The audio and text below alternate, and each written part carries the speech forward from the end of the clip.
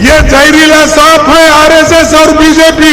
इसको अगर आप नहीं मारेंगे आप कभी बचेंगे नहीं। ಮೋದಿ ಅಂದ್ರೆ ಈ ವಿಷದ ಹಾವಿದ್ದಂಗೆ, ಸ್ವಲ್ಪ ನೆಕ್ ನೋಡೋಣ ನೆಕ್ಕಕ್ ಹೋಗಿರಿ, ನೆಕ್ಕರು ಸತ್ತ.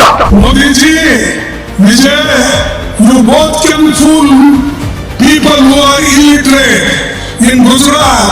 ಕಾಂಗ್ರೆಸ್ನ ಹಿರಿಯ ರಾಜಕಾರಣಿ ಹಾಗೆ ಎಐಸಿಸಿ ಅಧ್ಯಕ್ಷರಾಗಿರೋ ಮಲ್ಲಿಕಾರ್ಜುನ ಖರ್ಗೆ ಅದ್ಯಾಕೋ ಗೊತ್ತಿಲ್ಲ, ಇತ್ತೀಚೆಗಂತೂ ಬೇಕಂತ ಹಾಗೆ ಹೇಳ್ತಾ ಇದ್ದಾರಾ ಅಥವಾ ಬಾಯ್ ತಪ್ಪಿ ಈ ತರದ ಹೇಳಿಕೆಗಳು ಬರ್ತಾ ಇದೆಯೋ ಏನೋ ಗೊತ್ತಿಲ್ಲ. ಆದ್ರೆ ಸಾಕಷ್ಟು ವಿವಾದಗಳನ್ನ ಮೈ ಮೇಲೆ ಎಳೆದುಕೊಳ್ತಾ ಇದ್ದಾರೆ. ರೀಸೆಂಟ್ ಆಗಿ ಅಸ್ಸಾಂನ ನೀಲಾಂ ಬಜಾರ್ನಲ್ಲಿ ನಡೆದ ಸಾರ್ವಜನಿಕ ಸಭೆಯಲ್ಲಿ ಮಾತನಾಡೋ ಸಂದರ್ಭದಲ್ಲಿ ಕುರಾನ್ನಲ್ಲಿ ನಮಾಜ್ ಮಾಡುವಾಗ್ಲೂ ವಿಷಕಾರಿ ಹಾವು ಕಂಡ್ರೆ ಅದನ್ನ ಕೊಲ್ಲಬೇಕು ಅಂತ ಹೇಳಲಾಗಿದೆ. ಆರ್ಎಸ್ಎಸ್ ಅಥವಾ ಬಿಜೆಪಿ ಕೂಡ ಅದೇ ರೀತಿ ಹಾವು, ಅವನ್ನ ಕೊಲ್ಲದೇ ಇದ್ರೆ ನೀವು ಬದುಕೋದಕ್ಕೆ ಸಾಧ್ಯ ಇಲ್ಲ ಅಂತ ಹೇಳಿರೋದು ವಿವಾದಕ್ಕೆ ಕಾರಣ ಆಗಿದೆ. ಖರ್ಗೆ ಮೇಲೆ ಬಿಜೆಪಿಗರು ಮುಗಿಬಿದ್ದಿದ್ದಾರೆ, ಎಲ್ಲೆಡೆ ಆಕ್ರೋಶ ವ್ಯಕ್ತವಾಗ್ತಾ ಇದೆ. ಅಷ್ಟಕ್ಕೂ ಈ ತರದ ಹೇಳಿಕೆಗಳನ್ನ ಕೊಟ್ಟಿರೋದು ಇದೇ ಫಸ್ಟ್ ಟೈಮ್ ಅಲ್ಲ. ಈ ಹಿಂದೆ ಕೂಡ ಅವರು ಈ ರೀತಿಯಾಗಿ ಅನೇಕ ರೀತಿಯ ಹೇಳಿಕೆಗಳನ್ನ ಕೊಟ್ಟು ವ್ಯಾಪಕ ಆಕ್ರೋಶಕ್ಕೆ ಗುರಿಯಾಗಿದ್ರು. ವಿಧಾನಸಭಾ ಚುನಾವಣೆ ನಿಮಿತ್ತ ಕೇರಳದ ಇಡುಕಿಯಲ್ಲಿ ರ್ಯಾಲಿಯನ್ನ ಉದ್ದೇಶಿಸಿ ರೀಸೆಂಟ್ ಆಗಿ ಭಾಷಣ ಮಾಡಬೇಕಾದ್ರೆ ಗುಜರಾತ್ ಜನ ಅನಕ್ಷರಸ್ಥರು, ಹೀಗಾಗಿ ನರೇಂದ್ರ ಮೋದಿ ಅಲ್ಲಿನ ಜನರನ್ನ ಸುಲಭವಾಗಿ ದಾರಿ ತಪ್ಪಿಸಬಹುದು. ಆದ್ರೆ ಕೇರಳದ ಜನರು ಹೆಚ್ಚು ಸಂವೇದನಾಶೀಲ ಮತ್ತು ವಿದ್ಯಾವಂತರು, ಹೀಗಾಗಿ ಅವರನ್ನ ಯಾರೂ ಮೋಸ ಮಾಡೋದಕ್ಕೆ ಸಾಧ್ಯ ಇಲ್ಲ ಅಂತ ಹೇಳಿದ್ರು. ಯಾವಾಗ ತಮ್ಮ ಹೇಳಿಕೆ ತೀವ್ರ ವಿವಾದಕ್ಕೆ ಎಡೆ ಮಾಡಿಕೊಡ್ತೋ ಎಚ್ಚೆತ್ಕೊಂಡ ಮೇಲೆ ಅವರು ತಮ್ಮ ಮಾತಿಗೆ ವಿಷಾದವನ್ನು ವ್ಯಕ್ತಪಡಿಸಿದ್ರು.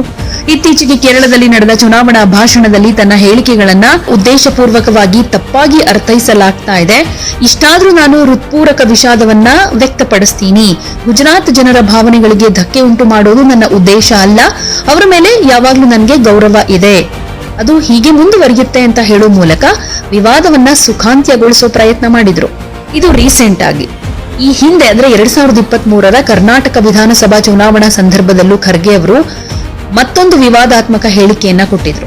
ಕಾಂಗ್ರೆಸ್ ಪ್ರಚಾರ ಸಭೆಯಲ್ಲಿ ಮಾತನಾಡ್ತಾ ಇರೋ ಟೈಮಲ್ಲಿ ಪ್ರಧಾನಿ ನರೇಂದ್ರ ಮೋದಿ ವಿಷ ಸರ್ಪ ಇದ್ದ ಹಾಗೆ, ವಿಷದ ಹಾವನ್ನ ನೆಕ್ಕಿದ್ರೆ ಸತ್ತು ಹೋಗ್ತಾರೆ, ದೇಶಕ್ಕೆ ಬಿಜೆಪಿಯವರ ಕೊಡುಗೆ ಏನು ಅಂತ ಹೇಳಿ ನಿಮ್ಮ ಮನೆಯಲ್ಲಿ ದೇಶಕ್ಕಾಗಿ ಒಂದು ನಾಯಿ ಕೂಡ ಸತ್ತಿಲ್ಲ ಅಂತ ಹೇಳಿದ್ರು. ಇದಕ್ಕೆ ಕೌಂಟರ್ ಕೊಟ್ಟಿದ್ದ ನರೇಂದ್ರ ಮೋದಿ ಅವರು, ನಾನು ಶಿವನ ಕೊರಳಿನ ಸರ್ಪಗಾವಲು, ಅದನ್ನ ಇಷ್ಟಪಡ್ತೀನಿ ಅಂತ ಹೇಳಿದ್ದು ಕೂಡ ಭಾರಿ ಸುದ್ದಿಯಾಗಿತ್ತು. ಹೀಗೆ ಮಲ್ಲಿಕಾರ್ಜುನ ಖರ್ಗೆ ಅವರು ಈ ಚುನಾವಣಾ ಸಂದರ್ಭದಲ್ಲಿ ಕೊಡ್ತಾ ಇರುವಂತಹ ಕೆಲವು ಹೇಳಿಕೆಗಳು ಪಕ್ಷಕ್ಕೂ ಕೂಡ ಒಂದು ರೀತಿ ಮುಜುಗರ ಉಂಟು ಮಾಡೋ ರೀತಿಯಲ್ಲಾಗ್ತಾ ಇದೆ. ಹಾಗೇನೆ ಹಿರಿಯ ರಾಜಕಾರಣಿಯಾಗಿ ಸಂವೇದನಾಶೀಲತೆಯಿಂದ ಮಾತನಾಡೋ ಬದಲು ಈ ರೀತಿ ಕೀಳು ಮಟ್ಟದಲ್ಲಿ ಮಾತನಾಡ್ತಾ ಇದ್ದಾರೆ ಅಂತೆಲ್ಲ ಬಿಜೆಪಿಯವರು ಆಕ್ರೋಶವನ್ನ ಹೊರಹಾಕ್ತಾ ಇದ್ದಾರೆ. ಇದು ಮತದಾರರ ಮನಸ್ಸಿನ ಮೇಲೂ ಕೂಡ ಒಂದು ರೀತಿ ಪರಿಣಾಮ ಉಂಟು ಮಾಡಬಹುದು, ಜೊತೆಗೆ ಎಲೆಕ್ಷನ್ ರಿಸಲ್ಟ್ ಮೇಲೂ ಕೂಡ ಪರಿಣಾಮ ಬೀರಬಹುದು ಅಂತಾನೆ ವಿಶ್ಲೇಷಣೆ ಮಾಡಲಾಗ್ತಾ ಇದೆ. अगर कोई इस जहरीला सांप आपके सामने से गुजर रहा है और आप नमाज भी पढ़ रहे हैं, नमाज तोड़ के उस जहरीली सांप को मारना, ये कुरान में कहा है.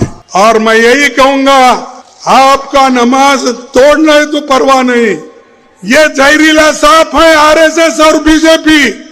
इसको अगर आप नहीं मारेंगे आप कभी बचेंगे नहीं. ಮೋದಿ ಅಂದ್ರೆ ಈ ವಿಷದ ಹಾವಿದ್ದಂಗೆ. ನೀವಂದ್ರೆ ಇದು ವಿಷ ಅದ ಇಲ್ಲ ನೋಡೋಣ, ಸ್ವಲ್ಪ ನೆಕ್ ನೋಡೋಣ ನೆಕ್ಕಕ್ ಹೋಗಿರಿ, ನೆಕ್ಕರು ಸತ್ತ. ಇಲ್ಲ ಇದು ವಿಷ ಅದನೋ ಎಲ್ಲೋ ಮೋದಿ ಕೊಟ್ಟನ, ಒಳ್ಳೆ ಮನುಷ್ಯನ ಪ್ರಧಾನ ಮಂತ್ರಿ, ನಾವು ಸ್ವಲ್ಪ ನೋಡೋಣ ನೆಕ್ ನೋಡೋಣ ಅಂತ ಹೇಳಿ ಆ ವಿಷಯವನ್ನ ನೆಕ್ ನೋಡಿದ್ರೆ ನೀವು ಮಲಗೇ ಬಿಡ್ತೀರಲ್ಲೇ. Don't misguide the people of Kerala. They are very clever. They are educated.